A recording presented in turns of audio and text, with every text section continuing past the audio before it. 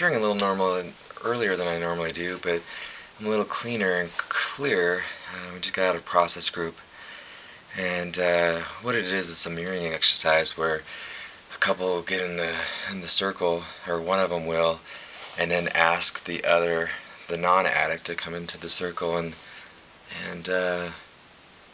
tell them how, or ask them how their addiction has affected that other person. And this was an interesting experience for me. Even though it wasn't my wife and I in the circle, I was able to place myself there in that circle, and I guess I hadn't realized that my addiction was affecting other people. I thought it was only affecting me. And what it feels like to be me today is I just feel vulnerable. I feel open to change, to examining that, sometimes, or listening to that other spouse talk about how it affected themselves in a standpoint where they didn't trust themselves or their choices because they felt like they'd been duped, or that, and so they didn't feel like they could be affectionate or open and have that sexual relationship. And I recognize that for me to have that intimacy, I have to be open and honest, and I have to also be willing to acknowledge that that I had a lot to play, or a lot to do with that lack of intimacy, and I always wondered why it wasn't there. And I also recognized that also I wasn't willing to be intimate because it was hard for me to be open and honest, and so she didn't feel safe with me, and so there was that. There wasn't an openness like she thought there was, even though she said she wanted it. I could recognize and sense that she didn't, in a way, and so I felt a lot of conflicting feelings, and that just drove me to drive, or to use even more, and just to tell her to go effort, that was sore. I probably will eventually, but I haven't let it out here on the tape yet because I usually get it out in the group. So you guys are lucky enough to have me be able to censor these responses, and so I'm able to be a little bit more introspective and think about what part I played in our lack of intimacy and my desire for it. I never felt safe and never loved myself enough to where I could be open and honest and be vulnerable to where I could be intimate. And so it was easier for me just to push her away, so that way I didn't have to do that. But I recognize that it hurts me and it hurts her.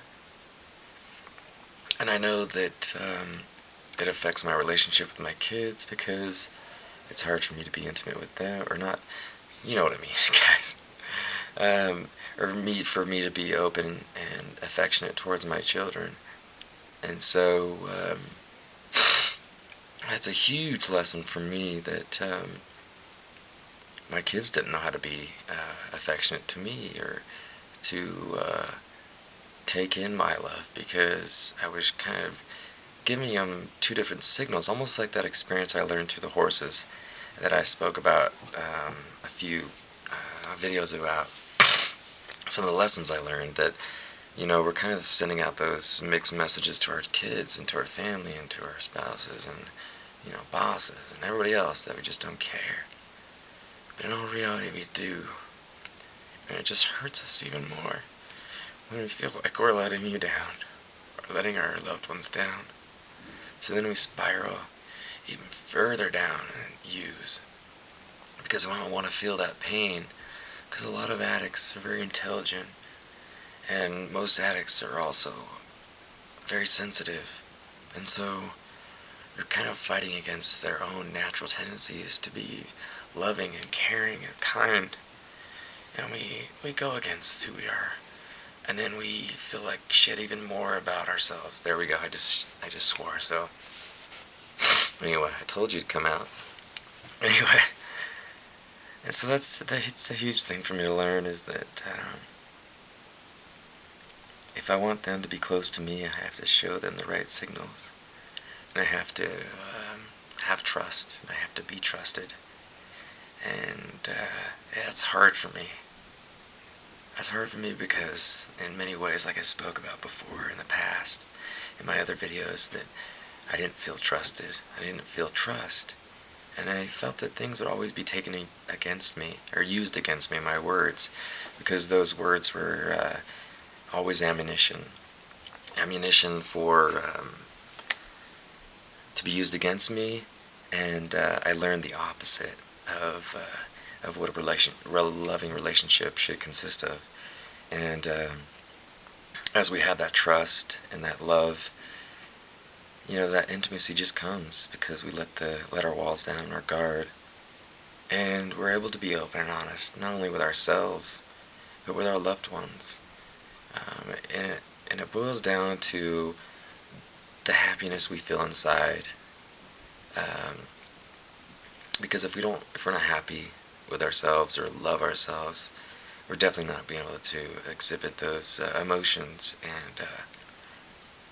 and be comfortable with them and allow for ourselves that discomfort, or just to be open to being loved. Because for so long I didn't feel like I was deserving of being loved.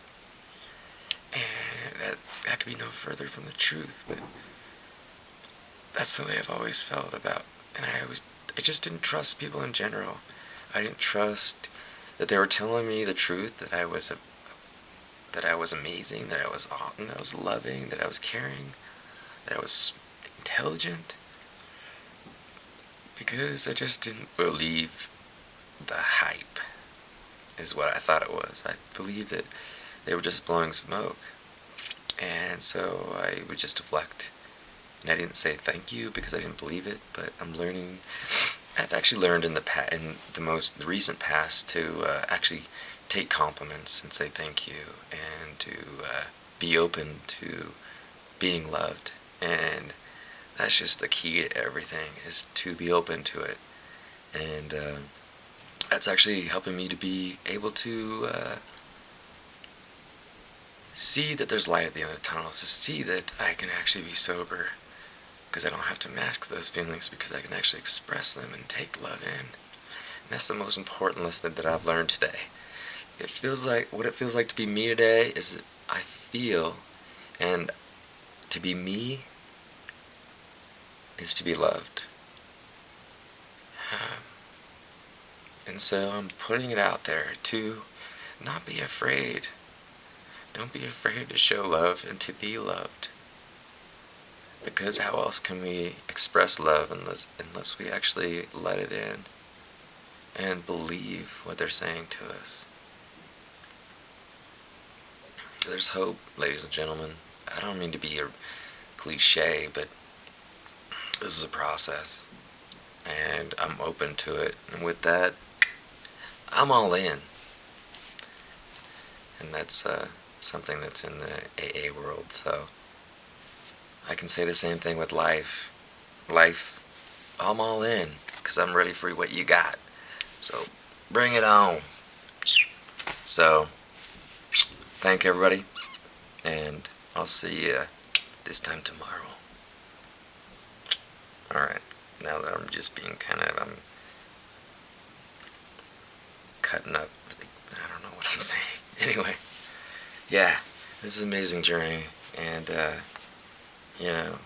just being self-reflective and allow to listen to other people and listen to their feedback was powerful for me, because I was able to mirror my own feelings and how I feel about my own relationship. So it's pretty amazing, and keep on fighting, people. And sorry, I guess I don't mean to be preachy. I'm not being preachy, I guess, but I'm just saying that there is hope, and we're all worth it. So keep fighting.